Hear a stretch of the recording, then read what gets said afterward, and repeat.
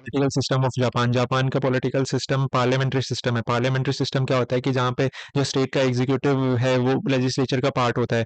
कि जनरली इसमें prime minister जो है स्टेट का एग्जीक्यूटिव होता है, वो जो स्टेट की पार्लियामेंट होती है उसके अंदर भी एक मेंबर होता है। जैसे इंडिया में भी पार्लियामेंट्री सिस्टम है, तो मोदी जी लोकसभा के मेंबर हैं, तो ये लेजिस्लेटिव के भी पार्ट है मोदी जी और एग्जीक्यूटिव के भी पार्ट है। लेजिस्लेचर और एग्जीक्यूटिव अगर आपको नहीं पता है तो लेजिस्लेचर वो बॉडी होती है जो लॉज बनाती है, और एग्जीक्यूटिव वो बॉडी होती है जो उन लॉज को एग्जीक्यूट करने का काम करती है। और जो एक दूसरी फॉर्म ऑफ गवर्नमेंट होती है वो प्रेसिडेंशियल फॉर्म ऑफ गवर्नमेंट होती है, जिसके अंदर एग्जीक्यूटिव लेजिस्लेचर का पार्ट नहीं होता। जैसे यूएस हो गया, यूएस में हाउस ऑफ रिप्रेजेंटेटिव्स का पार्ट प्रेसिडेंट नहीं होता, एग्जीक्यूटिव पूरा अलग होता है और लेजिस्लेचर पूरा अलग होता है। पर जापान में जो पार्लियामेंट्री फॉर्म ऑफ गवर्नमेंट है वो फॉलो करी जाती है, और जो प्राइम मिनिस्टर है वो हाउस ऑफ रिप्रेजेंटेटिव्स का पार्ट होता है। जापान में हेड ऑफ स्टेट एम्परर होता है और head of government prime minister और कैबिनेट होता है। एम्परर जो, अगर आप एम्परर के बारे में देखोगे, जापान के एम्परर की जो लीनिएज है वो ऑलमोस्ट 125 से ऊपर एम्परर्स की, और अभी का मॉडर्न टाइम पे जो सबसे पुरानी लीनिएज है वो इन्हीं को कंसिडर किया जाता है। तो जो ये एम्परर्स थे, इनकी फैमिली पावर में थी जापान में वर्ल्ड वॉर 2 के पहले से। तो वर्ल्ड वॉर 2 जब हुआ तो यूएस पावर में आई, और यूएस ने ये शर्त रखी कि ये फैमिली आउट ऑफ पावर जाए और एक डेमोक्रेटिक गवर्नमेंट बने, जब यूएस ने इनका कॉन्स्टिट्यूशन बनवाया। तो इसी कारण से एम्परर बस एक सिंबॉलिक हेड बन के रह गया, और जो रियल पावर है वो कैबिनेट और प्राइम मिनिस्टर के हाथों में चली गई। ये जो कुछ भी थो एक यूनिटी, और लेकिन अभी भी एक जापान का सिंबल है एम्परर, और जो लोगों की यूनिटी, फ्रेटर्निटी और इंटीग्रिटी है जापान की, उसमें एक बहुत इंपॉर्टेंट एक सिंबल है, और लोगों को कनेक्ट करने के लिए बहुत एक इंपॉर्टेंट फिगर हेड है। उनका बहुत सिंपल से काम होते हैं। बाहर का कोई एम्बेसडर मिनिस्टर आ रहा है तो उसको ऑनर्स प्रोवाइड करना, उसको उससे मीटिंग वगैरह करना, उनको रिसीव करना, सेरेमोनियल फंक्शंस हो गए, जो कैबिनेट के एड और एडवाइस पे जो कॉन्स्टिट्यूशनल अमेंडमेंट्स हैं, लॉ के अमेंडमेंट्स हैं, कैबिनेट ऑर्डर्स हैं, ट्रीटीज हैं, उनको जनता को बताना, और जनता की तरफ जनता को प्रोमोलिगेट करना, कि जनता को वो इंफॉर्मेशन प्रोवाइड करना, कि जब प्राइम मिनिस्टर उनको डाइट का डिसोल्यूशन के लिए बोलते हैं कि तो वो डाइट को रिजॉल्व करते हैं। डाइट क्या होता है? उधर की पार्लियामेंट होती है जो दो हाउसेस से बनती है, एक हाउस ऑफ काउंसलर्स और एक हाउस ऑफ रिप्रेजेंटेटिव्स। तो जो डाइट को जब रिजॉल्व करना होता है तो प्राइम मिनिस्टर एम्परर को बोलते हैं, और एम्परर डाइट को रिजॉल्व करते हैं, और एक नए जनरल इलेक्शन के प्रोक्लेमेशन करते हैं कि अभी इलेक्शन होंगे, और उसका प्रोक्लेमेशन वो करते हैं। कि आपको मैंने बता ही दिया कि कोई भी फॉरेन मिनिस्टर्स या एम्बेसडर्स आते हैं तो उनको यही अपॉइंट करते हैं, कि उनके जब डाइट किसी प्राइम मिनिस्टर को चूज करती है तो उनको एम्परर ही अपॉइंट करते हैं, एम्परर ही अपॉइंट करते हैं। और जो चीफ जस्टिस होता है ये सुप्रीम कोर्ट का, या ये चीफ जस्टिस होता है सुप्रीम कोर्ट का, या फिर कोई भी जस्टिस होता है, उसको जो कैबिनेट और डाइट डिसाइड करती है, उसको यही अपॉइंट करते हैं। और जब पोस्ट वार जापान, जब वर्ल्ड वॉर 2 के बाद में जो पोस्ट वॉर जापान है उसमें एम्परर की पोजीशन बहुत वीक है। आप देख सकते हो कि कोई भी अगर काम है तो वो कैबिनेट और की एड और एडवाइस में ही होगा, जब कैबिनेट का अप्रूवल होगा तभी वो कुछ फंक्शन अपने परफॉर्म कर सकता है, इसके अलावा वो अपने फंक्शंस परफॉर्म नहीं कर सकता। तो ये एक सिंपल सी बात है कि एम्परर इतना पावरफुल हेड नहीं है, वो सिर्फ एक फिगर हेड बचा है, जो कि प्राइम मिनिस्टर है, जो हेड ऑफ गवर्नमेंट है, वो ही रियल हेड है। जैसे मैंने आपको डाइट के बारे में बताया, डाइट दो हाउसेस से कंपोज होती है, एक होता है हाउस ऑफ रिप्रेजेंटेटिव्स और एक होता है हाउस ऑफ काउंसलर्स। ये दोनों सबसे बड़ी ऑर्गेनाइजेशन है स्टेट पावर की, और ये सोल लॉ मेकिंग अथॉरिटी है स्टेट की। तो आप, ये दो हाउसेस हैं, इसमें हम हाउस ऑफ रिप्रेजेंटेटिव्स की बात करते हैं। हाउस ऑफ रिप्रेजेंटेटिव्स में 480 मेंबर्स होते हैं, जिनमें से 300 सिंगल सीट कॉन्स्टिट्यूंसी, जो कि एक नॉर्मल सिंगल कॉन्स्टिट्यूंसी होती है, उससे इलेक्टेड होते हैं, और बाकी 180 प्रोपोर्शनल रिप्रेजेंटेशन से इलेक्टेड होते हैं। तो ये प्रोपोर्शनल रिप्रेजेंटेशन क्या होता है? प्रोपोर्शनल रिप्रेजेंटेशन होता है कि आप पूरा इलेक्शन करवाते हो, और जो जितने वोट्स होते हैं, कि जैसे 40% एक पार्टी को मिले, 20% एक पार्टी को मिले, 30% एक पार्टी को मिले, तो वो जैसे 40% जिस पार्टी को वोट मिले तो उतनी जो उस परसेंटेज के हिसाब से जितनी सीट्स होगी तो वो उस पार्टी को मिल जाएगी। मतलब इस प्रोपोर्शन के हिसाब से ये इलेक्टेड होता है। इसमें जो ये नेशन 11 इसके इलेक्शन में नेशन 11 इलेक्टोरल ब्लॉक्स में डिवाइडेड होता है, और जो उस साइज के हिसाब से होता है कि 6 to 30 मेंबर्स के ब्लॉक्स होते हैं, कि एक ब्लॉक में 6 to 30 मेंबर्स के बीच में रह सकते हैं। जो हाउस ऑफ रिप्रेजेंटेटिव्स की ऑफिस की टर्म होती है वो 4 ईयर्स की होती है, और उसके बाद में जब फुल टर्म होने से पहले पहले प्राइम मिनिस्टर जो एम्परर होता है उसको एडवाइस कर देता है कि ये हाउस ऑफ रिप्रेजेंटेटिव रिप्रेजेंटेटिव्स को टर्मिनेट कर देना चाहिए कि टाइम आ चुका है इलेक्शन का, ये 4 साल पूरे होने से पहले पहले। हाउस ऑफ काउंसलर्स की टोटल मेंबरशिप होती है 420 420 क्या 242, जिसमें से 96 प्रोपोर्शनल रिप्रेजेंटेशन सिस्टम जो एक single nation wide electorate district से होता है, कि एक ही इलेक्टोरेट से होता है नेशन वाइड प्रोपोर्शनल रिप्रेजेंटेशन। आपको मैंने समझाया ही था कि जितने परसेंटेज ऑफ वोट्स हैं पार्टी के हिसाब से जितने डिवाइडेड होते हैं वो उस हिसाब से फंक्शन करते हैं। कि बाकी के जो 146 मेंबर्स बचते हैं वो 47 उधर की जो प्रीफेक्चुरल कॉन्स्टिट्यूएंसीज होती है उनसे होती है, जिनमें से 2 से 8 मेंबर हर एक कॉन्स्टिट्यूएंसी से लिए जाते हैं। तो ये 2 से 8 मेंबर्स हर एक कॉन्स्टिट्यूएंसी से लिए जाते हैं, और जो हाउस ऑफ काउंसलर्स है वो इंडिया में जो राज्यसभा है उसकी तरह एक रनिंग हाउस है। इसका मतलब क्या है कि रनिंग हाउस है कि जो इस ऑफिस का टर्म्स 6 ईयर का होता है, और हर 3 साल में आधा हाउस रिटायर होता है। मतलब कि पूरे मेंबर्स या पूरा हाउस ऑफ काउंसलर्स कभी भी रिजेक्ट नहीं होता, सिर्फ 3 साल के बाद में हाफ ऑफ मेंबर्स चेंज होते रहते हैं, और पूरा हाउस कभी भी डिसॉल्व नहीं होता, और इनका टेन्योर 3-3 साल का होता है। कि दोनों हाउसेस के पास सेम पावर होती है, और कोई एक्सेप्शनल केस आता है तो जो हाउस ऑफ रिप्रेजेंटेटिव्स का डिसीजन, अगर इन दोनों के डिसीजन में कोई कॉन्फ्लिक्ट है हाउस ऑफ रिप्रेजेंटेटिव्स और हाउस ऑफ काउंसलर्स के बीच में, तो जो हाउस ऑफ रिप्रेजेंटेटिव्स का डिसीजन है वो प्रिवेल करेगा।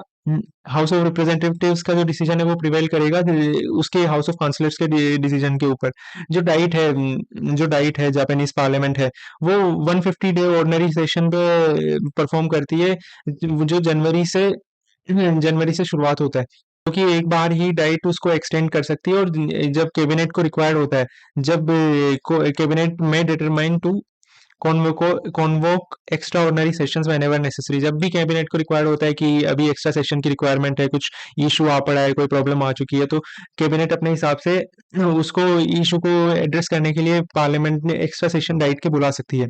अब हम बात करते हैं कैबिनेट की। कैबिनेट पार्लियामेंट से ही कुछ मेंबर्स को चूज करा जाता है, कि जैसे पहले हम प्राइम मिनिस्टर की बात कर लेते हैं कैबिनेट से पहले। कि जो प्राइम मिनिस्टर जो हाउस ऑफ रिप्रेजेंटेटिव्स और हाउस ऑफ काउंसलर्स होता है उनमें जो इलेक्शन होता है, उसमें जो एक लीडर ऑफ हाउसेस माना जाता है वो बंदा प्राइम मिनिस्टर बनता है, जिसको सबसे ज्यादा सपोर्ट हो। कि उसमें क्या होता है कि जब या तो हाउस ऑफ रिप्रेजेंटेटिव्स और हाउस ऑफ काउंसलर्स दोनों एक ही बंदे पे एग्री करें और वो बंदा प्राइम मिनिस्टर बन जाए, और हाउस ऑफ रिप्रेजेंटेटिव्स और हाउस ऑफ काउंसलर्स में प्राइम मिनिस्टर के डिसीजन के ऊपर अगर कोई कॉन्फ्लिक्ट है, कि हाउस ऑफ काउंसलर्स बोलता है कि नहीं नहीं ये बंदा प्राइम मिनिस्टर बनेगा, कि उसके पास ज्यादा मैंडेट है हाउस ऑफ काउंसलर्स में, और हाउस ऑफ रिप्रेजेंटेटिव्स के अंदर दूसरे बंदे के पास ज्यादा मैंडेट है, तो जो हाउस ऑफ रिप्रेजेंटेटिव्स का डिसीजन होगा प्राइम मिनिस्टर के ऊपर इनको लेके, वो हमेशा प्रिवेल करेगा हाउस ऑफ काउंसलर्स के डिसीजन।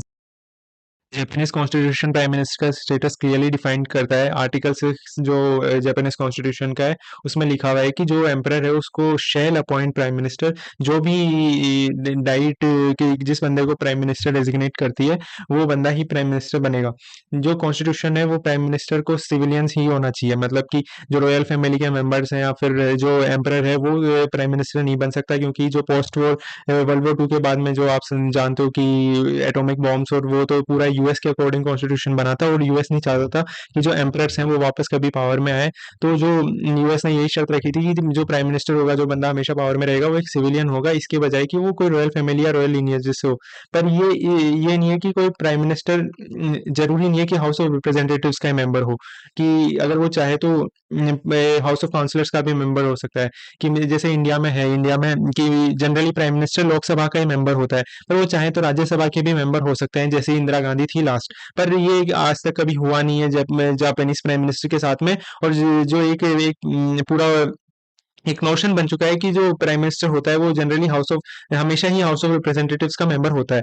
कि हाउस ऑफ रिप्रेजेंटेटिव्स और हाउस ऑफ काउंसलर्स, मैंने जैसे आपको बताया था कि प्राइम मिनिस्टर की चॉइस पे कभी एग्री नहीं करे तो एक जॉइंट कमेटी होती है। अगर जॉइंट कमेटी भी डिसाइड नहीं कर पाती तो इसमें हाउस ऑफ काउंसलर्स का डिसीजन लिखा है, हाउस ऑफ रिप्रेजेंटेटिव्स का डिसीजन हमेशा प्रिवेल करेगा। ये मिस्टेक हो गई, तो हाउस ऑफ रिप्रेजेंटेटिव्स का डिसीजन हमेशा प्रिवेल करेगा। और ये जनरली होता नहीं है, क्योंकि उधर जो पार्टी है लिबरल डेमोक्रेटिक पार्टी, एलडीपी, वो ही हमेशा पावर में रहती है। सिर्फ वर्ल्ड वॉर 2 के बाद में सिर्फ 2 बार ही ऐसा हुआ है कि लिबरल डेमोक्रेटिक पार्टी पावर में ना रही हो, और जब वो पावर में सिर्फ ये कि उनका ही कोई फ्रैक्शन टूट के अपोजिशन में चला गया तभी वो आउट ऑफ पावर जाते हैं, वरना जनरली लिबरल डेमोक्रेटिक पार्टी कभी आउट ऑफ पावर ही नहीं जाती उधर। तो उधर का जो पार्टी का लिबरल डेमोक्रेटिक पार्टी का जो हेड होता है वही जनरली प्राइम मिनिस्टर बनता है, और उसके बारे में ज्यादा कोई डिबेट वगैरह नहीं होती। कि अब जो हम पावर्स हैं, उनका जो most powerful head of government है और जो जापान का मोस्ट पावरफुल फंक्शन पर्सन है उसके बारे में देख लेते हैं। तो आर्टिकल 66 ये जो जापानीज कॉन्स्टिट्यूशन का है वो डिक्लेयर करता है कि जो प्राइम मिनिस्टर है वो हेड ऑफ कैबिनेट होगा। और वो कि जैसे जब एम्परर प्राइम मिनिस्टर को अपॉइंट करता है तो वो एक लिस्ट दे प्राइम मिनिस्टर उनको एक लिस्ट देते हैं एम्परर को कि मेरे को ये मैं कैबिनेट चाहिए, और जो प्राइम मिनिस्टर है वो कैबिनेट को हेड करता है और कि इनडायरेक्टली वही अपॉइंट करते हैं मिनिस्टर को। और अगर वो जब अगर एम्परर को किसी भी कैबिनेट मेंबर को अगर वो रिमूव करना चाहे तो वो सीधा एम्परर को बोल के उनको रिमूव करवा सकते हैं। कि जो हेड ऑफ स्टेट है वो सारी मीटिंग्स को कॉल करता है और उनके ऊपर प्रिसाइड भी करते हैं, कि मतलब उन मीटिंग्स को चेयर भी करते हैं और उन मीटिंग्स को कॉल करने का राइट भी जो प्राइम मिनिस्टर है उनको ही मिलता है। कि कोई भी जुरिस्डिक्शन मतलब कि कोई भी राइट का कॉन्फ्लिक्ट, कोई भी चीज का कॉन्फ्लिक्ट आता है ये कि एक मिनिस्टर या दूसरे मिनिस्टर में, तो प्राइम मिनिस्टर डिसाइड करता है और उनका जो प्राइम मिनिस्टर का डिसीजन होता है उन जो मिनिस्टर्स की आपस की दिक्कत में, तो वो डिसीजन फाइनल माना जाता है।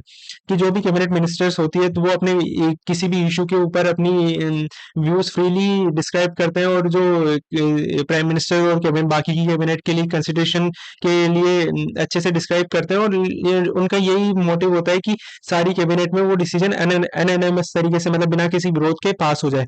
पर जो डिसीजन अल्टीमेटली जो प्राइम मिनिस्टर लेता है उस इश्यू से रिलेटेड वही फाइनल होता है। आर्टिकल 70 ये डिक्लेयर करता है कि जब प्राइम मिनिस्टर की पोस्ट की वैकेंसी होगी तब पूरी कैबिनेट को रिजाइन करना पड़ेगा।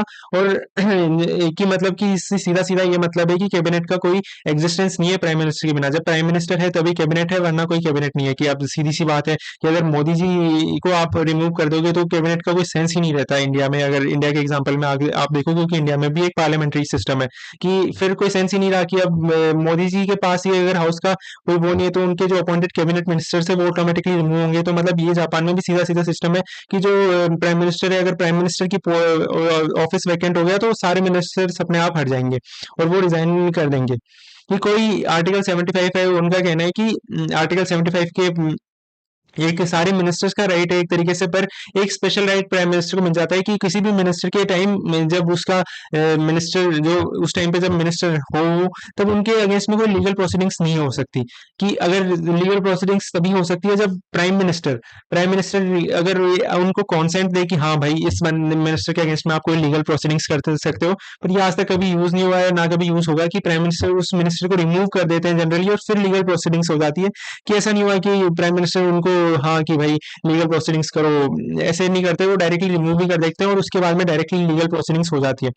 कि जो पूरी जुडिशियल पावर्स है वो सुप्रीम कोर्ट के पास है, और बाकी उनके हर अलग अलग इश्यूज के बारे में अलग अलग कोर्ट्स होते हैं। कि मेन तो सुप्रीम कोर्ट के पास है, पर उधर अगर सुप्रीम कोर्ट के बारे में एक स्पेशल चीज देखोगे आप तो उधर की सुप्रीम कोर्ट इंडिया की तरह जजमेंट्स पास नहीं कर सकती, और वैसे जजमेंट्स जो एक तरीके से लॉस का फॉर्म ले लेते हैं। कि जैसे सुप्रीम कोर्ट अगर इंडिया को कुछ बोलता है तो वो पार्लियामेंट को भी फॉलो करना पड़ता है, और वो एक जैसे कॉन्स्टिट्यूशन को भी वो कि कॉन्स्टिट्यूशन में क्या कहना चाह रहे हैं उसको भी वो स्टडी करते हैं, और कॉन्स्टिट्यूशनल मोरालिटी और खूब सारी बेसिक स्ट्रक्चर जैसी डॉक्ट्रिन से सुप्रीम कोर्ट खुद ही लॉ बना लेता है एक तरीके से। तो ये उधर का सुप्रीम कोर्ट के पास ये पावर नहीं है, ना कि वो कॉन्स्टिट्यूशन को स्टडी नहीं कर सकते, कॉन्स्टिट्यूशन को अमेंड नहीं कर सकते।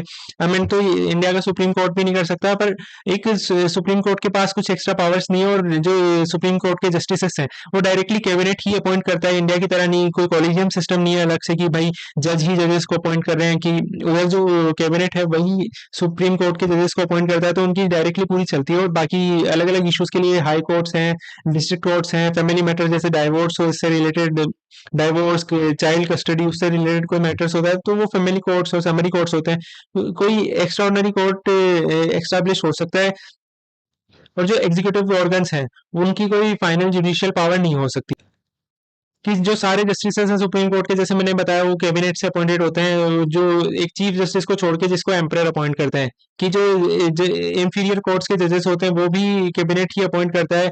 कि बस कुछ ही पर जजेस ऐसे होते हैं कि जो सुप्रीम कोर्ट नहीं, मतलब कि जो कैबिनेट इंफीरियर कोर्ट के जजेस को अपॉइंट करता है वो उन्हीं जो सुप्रीम कोर्ट उनको लिस्ट देता है उन्हीं से उनको अमेंड करना पड़ता है। कि जो सुप्रीम कोर्ट ने लिस्ट दी उनसे कैबिनेट अमेंड करेगा। जैसे उन्होंने 100 बंदों की लोगों की 100 जजेस की लिस्ट दी तो उनमें से कुछ लोगों को कैबिनेट अपने हिसाब से अपॉइंट करेगा। Thank you. अगर आपको कोई क्वेश्चन हो तो आप पूछ सकते हो, और थैंक यू।